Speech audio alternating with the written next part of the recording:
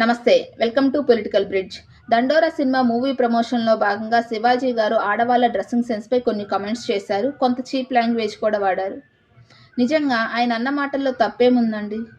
మీ వేషధారణ బట్టే సమాజంలో గౌరవం ఉంటుంది అన్నారు. కరెక్టే కదా.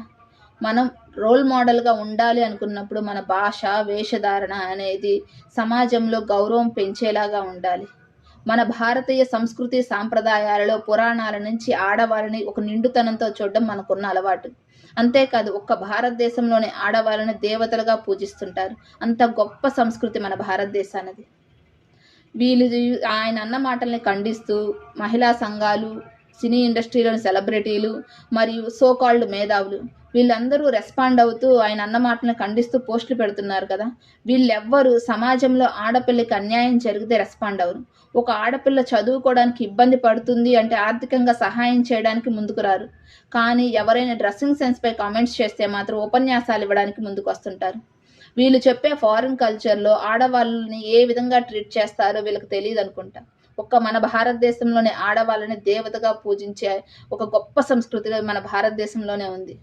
అంతేకాదు, సినీ ఇండస్ట్రీలో హీరోయిన్స్ కంటే డ్రెస్సింగ్ సెన్స్ అంటే డైరెక్టర్స్, ప్రొడ్యూసర్స్ చెప్పినట్టు వినాలి.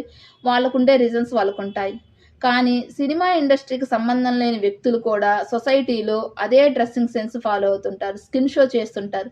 నిజంగా అలాంటి బట్టలు వేసుకొని ఏ గిల్ట్ ఫీల్ లేకుండా వాళ్ళ అమ్మా నాన్న ముందు ధైర్యంగా కూర్చున్నప్పుడు అప్పుడు తెలుస్తుంది శివాజీ గారు అన్న మాటలు కరెక్టా కాదా అనేది.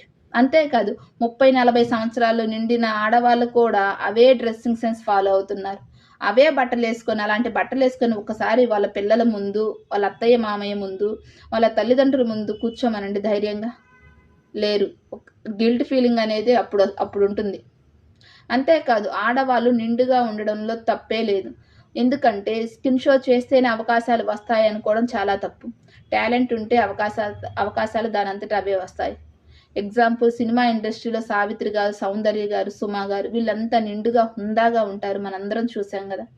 అంతేకాదు, రాజకీయాల్లో కూడా నిర్మలా సీతారామన్ గారు కానివ్వండి, సుధా నారాయణమూర్తి గారు కానివ్వండి, వీళ్ళందరూ మన భారతీయ సంస్కృతి సాంప్రదాయాలని ఉట్టిపడేలాగా వీళ్ళ భాష, వేషధారణ ఉంటుంది. అంతేగాని స్కిన్ షో చేయడం వల్ల మాత్రమే మనం గొప్ప వాళ్ళం అవుతాము, టాలెంట్స్ ఉంటుంది, అవకాశాలు వస్తాయి అనుకోవడం చాలా తప్పు. ఆడవాళ్ళు నిండుగా, హుందాగా, పద్ధతిగా ఉంటేనే సమాజంలో గౌరవం ఉంటుంది. అంతేకాకుండా శివాజీ గారు సామాన్లు అంటూ ఒక చీప్ వర్డ్ యూజ్ చేశారు కదా.